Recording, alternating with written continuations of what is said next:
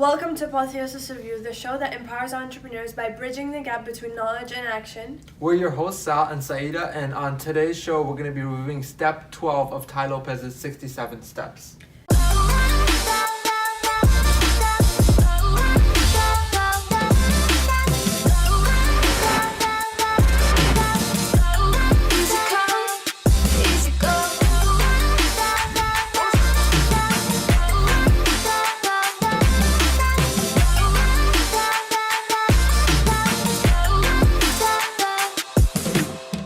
Tai Lopez has been a mentor of ours. He has amassed so much knowledge by reading a book a day. He has also done a TED Talk.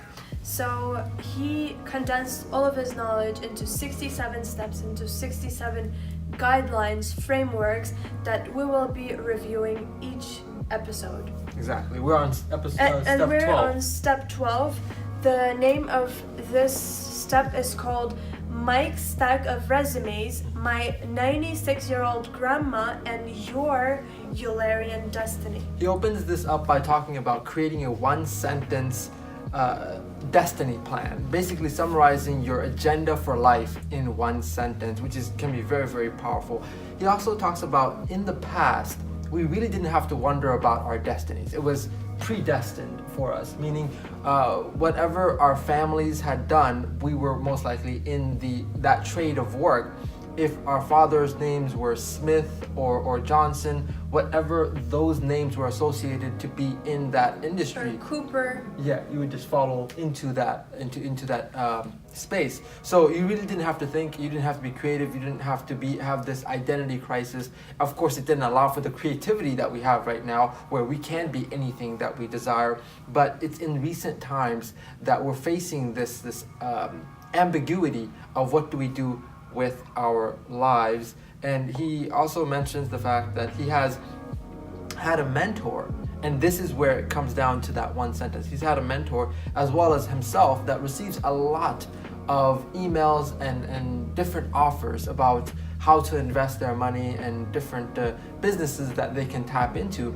And Tai is asked, how do you filter through them? How do you select which one you would actually invest in or partake in? And he has a rule for how he does that, right? Yeah, his mentor has said that if a person that is pitching an idea to him can put his idea into one single sentence, then he would invest into his idea.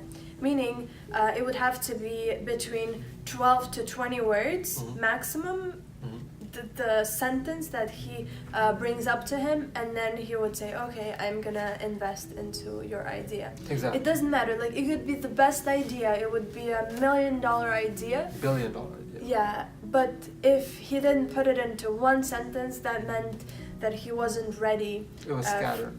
Exactly. So that mentor, his name is Mike, and he receives a stack of resumes, or whether it be hiring people, whether it be investing in a project, and he tries to get the simplified version of it, because I think there was someone that said that simplicity is beauty, and also if you can simplify a very complex idea into simple words, that means you have a true understanding of it as well. And so that's how he says we should approach our own lives and try to create our own one sentence destiny. Tai has created that for himself, right? yeah, Tai's one sentence purpose is spreading good ideas using mass media. He put it down to 6 words, meaning we actually Sal and I were talking recently, and I asked him, do you have a one sentence purpose? And he said that he does. And do you want to share it with us? I do. It stemmed from a period of uncertainty in my life, and I was like, I need to fixate on a sentence that I could continuously repeat to myself in periods of uncertainty of who I am or what I was going to be. At the time, I was going to be a doctor, and I remember it was after I received my first and only B+ in college that I was like losing it. So I came up with this sentence, which by the way is 18 words, so it could be reduced, but it is to serve as an enduring source of empowerment, hope, and opportunity to those that give my life meaning. And that freed me up from needing to become a doctor to becoming anything that can serve those roles. And I still hold that very, very true to the core of who I am. And so take the time to really, really jot that down. Don't just think about it in your head until it's in black and white, until you might start out with like a paragraph, and then bring that down into smaller and smaller, and see if you can refine that to within that range of 12 to 20 words. To be honest, I still haven't gotten it to one sentence, so next time when we have another episode, when I write it down, I will share it with you. And it's and feel free to comment below your one sentence. Would be very curious to see that. Yeah. Right. So it's a very powerful mean of understanding where we're headed in life, and until we do that, until we have a sentence that we can tie ourselves to, we may feel a bit lost. We may feel like, what am I doing?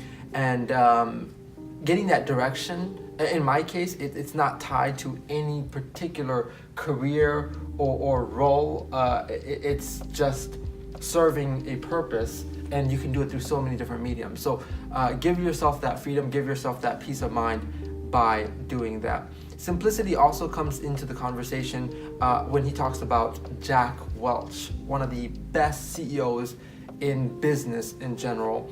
Speaking of general, he was appointed the CEO of General Electric at a time when they were going through their own crisis. General Electric had diversified into over 300 different categories, from light bulbs to airplane engines to insurance. And when Jack Welch stepped in, he said, okay, what is distracting us and what is making us profit? So he said, if we cannot be the best or the second best in that industry, let's cut it off. Let's reallocate those resources to the ones that we can specialize in. And double down on strengths. Exactly. So that's where he talks about the 5% rule, right? Yeah. The 5% rule is about finding out what you are great at and you have mastery at least 95% better than the masses, yeah. And so in order for you to be recognized, he calls it signature strength. Yeah, it has to be your own strength. Listen, it may sound crazy to say, you mean I have to be better than 95% of the people around the world? Yes, but not in everything, just in your own strength. So if you wanted to be great at dancing, if you wanted to be great at public speaking, if you wanted to be great at marketing, you don't have to be better in every way than the other 95%. Just in that special signature strength. Yeah. He was talking about this girl that he was dating, and she has made it to the finals of American Idol, and when she didn't become the winner, yeah, she came to him and she was telling him, hey Ty, looking for comfort. I didn't win it. Was brutal. And he told her, well, that means that you're not that great at it. Like, you're not Adele or who's another great singer. That means you're not the top 95. And he says that LA attracts the most 85, 87, up to 95. 95, yeah. A very good point. I mean, he was not comforting with his words. Ty is not a comforting person. But he tells the truth. Yeah. Why would he sugarcoat it, or why would you lie to a person? Can you imagine saying that to? Better to say the truth. Saying that to your significant other who just got their dream shattered. Made it there. Yeah. So, but a very strong point there. The fact that if he also gives an example, if you're in a small town and you're really good in that small town, realize then stay in that town. Yeah. Yeah. So you might be really good in that town, but in order to be world class, you have to be better than 95% of people in that class. So in order to get that, if you have something that is your signature strength and you're at that 70% range, work on that one signature strength and build that up. Very, very, very few people can build up multiple signature strengths into that 5% range. Yeah. So start with one and you will be world class in itself. I think he gives the example of Michael Jordan, who was world class in basketball, but he he may have not really, his passion was actually really baseball.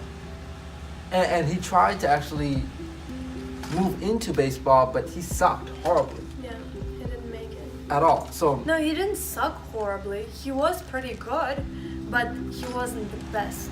he was nowhere near the Michael Jordan. Michael Jordan is known for now the basketball Yeah. legend that he is, not Yeah. the baseball. So But he wasn't as good in baseball as he is in basketball. absolutely true. And he gives some insights into how to find your eulerian destiny. I had to look up what eulerian was, which is where different areas interact. That's where you tend to find your destiny. So different parts of your life where they intertwine, that's where you can. And he gives actually four.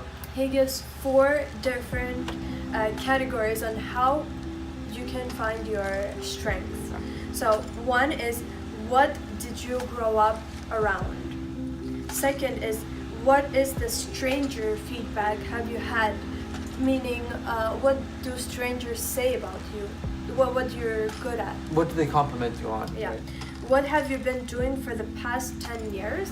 And the last question is, what can you talk about effortlessly on a Saturday night? Okay, let's dive deeper into each of these, and we're also going to answer them ourselves with very little preparation. So Well, we didn't prepare at all. I didn't. Neither did he. I'm always prepared. So he talks about drawing 4 circles, and these being each of your circles. The first one being what environment did you grow up in? He's not only stating the physical environment, but what sort of family environment. Yeah. In my case, I had my dad who constantly worked, so I saw very little of him. What influenced you? For example, in Oprah's case, she turned her mess, her being assaulted and abused, into it's her a message. So that's very powerful. You realize she used her past, her what she grew up around, to become who she is today. The second one is, what do strangers give you feedback on in a way where that they notice some things in you that you might not notice in yourself. Yeah. Whether it be something that you're constantly getting complimented on, your smile, your hair, the way your fashionable skills, your writing, your speech skills, whatever those are. If enough people are complimenting it, maybe you can do something with that. I was giving a couple of examples there, saying that there was a friend of his that was always getting complimented on his smile. He had a beautiful smile, and he asked him, do you ever go on camera? Do you have a YouTube channel? Do you take pictures of yourself?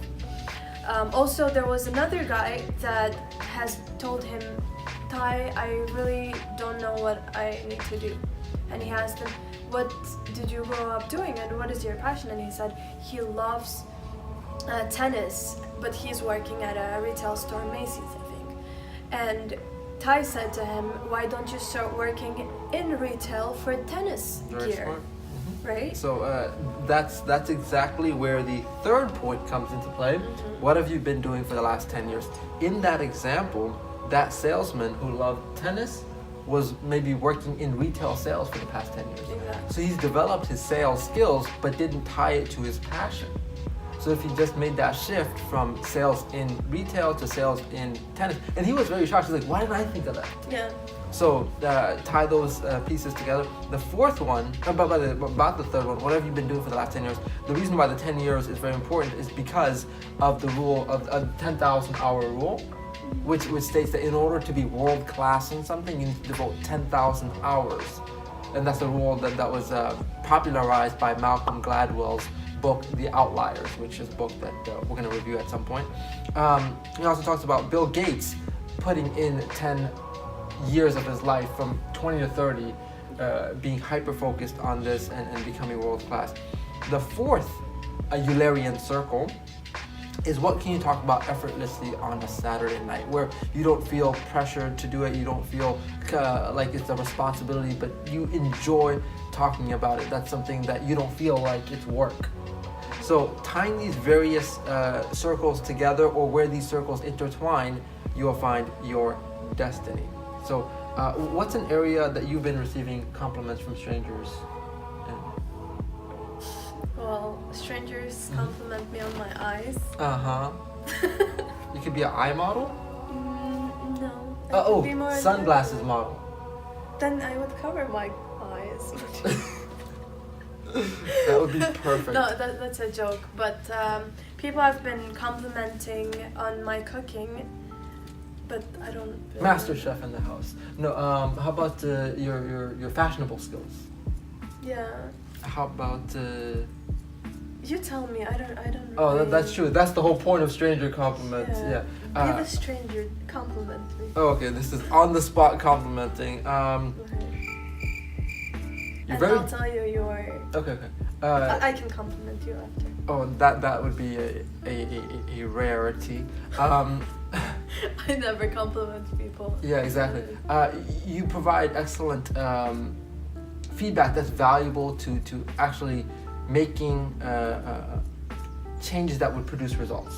So as opposed to being very vague about what someone can do, I think you provide very direct results, like here's what you could do to improve yourself, like a counselor would or like a consultant would. Oh wow. Because know you about have this. very little mercy when it comes to like sugarcoating stuff. So That's not a compliment. You're just no, like, telling me look, that I'm ruthless. Right, like Simon on American Idol or Gordon Ramsay. You know, you know your craft and you can guide others with your Okay. honesty. He got mad at me for saying some things to him. What? That's why he's telling. I know It's complimenting me. I no, that you were tapping into your signature strength Okay. of destroying people's hopes and dreams. So other things, what can you talk about on your downtime without feeling like it's work? About eating right. Oh, that's true. Healthy, You're very, very good at that. right? Yeah. She knows her foods very well. Like not only why you should eat what, but how to prepare the food and everything. You can do a lot with that, actually. You think so? I think so. You know your craft, and that's something that you don't feel like is a burden if you've been taking classes to better yourself in those areas. So just figure out where these circles touch. What have you been? No, let me ask Okay, you okay. now. What have you been doing for the past 10 years? Schooling, and then so we can't include that because I shifted my industry, but marketing. I've been doing marketing and self-development. So I've built up a set of skills, a dangerous set of skills of marketing to get myself out there, to brand myself. Like I've been doing things to create an image for myself, whether it be creating a logo, creating a YouTube channel, creating an audience, methods of breaking through and getting a message out there. I think that's something that I've been crafting, and like effective ways of There you talking guys to people. go. There you guys go. If you need to promote anything, reach out to Sal. I'm more than happy He's to a help. great marketer. And I was trying to improve on that. Stranger feedback. Strange Oh, you feedback. wanna No. keep going? No, I'm done with that. But stranger feedback is something I want to touch upon because it's actually one of the weaknesses that I thought I had, which is in school, I was not that great in writing in elementary school, middle school, and up until the middle of high school as well. I was not, like, I feared writing. I feared when they said, oh, we have a writing prompt. And when I got into college, I was able to, I think my passion for words, when I was studying words, came out very well, and then I was utilizing those words in my writing. Yeah, and you are very well spoken. I appreciate that. There you go. A nice compliment. That's I'll take that. But writing has been something that many people have complimented me on about, and in fact, like my classmates would ask me to review their writings, as well as a friend asked me to help him Yeah, I used to rewrite. always ask people to review my writing. Oh, okay. So, Or write for me. oh, okay. You didn't have to say that part. Review was a bit under the radar. But evaluate your own life and see where different sources of these compliments come in, and that means that you are better than the masses when it comes to that area. And maybe if you tap into that and hunker down, you can really get yourself above that 95%. Yeah, we spoke about this before. Double down on your strength. That is very important. So we're gonna have to leave you guys with this thought, and comment below. You already know the 4 questions.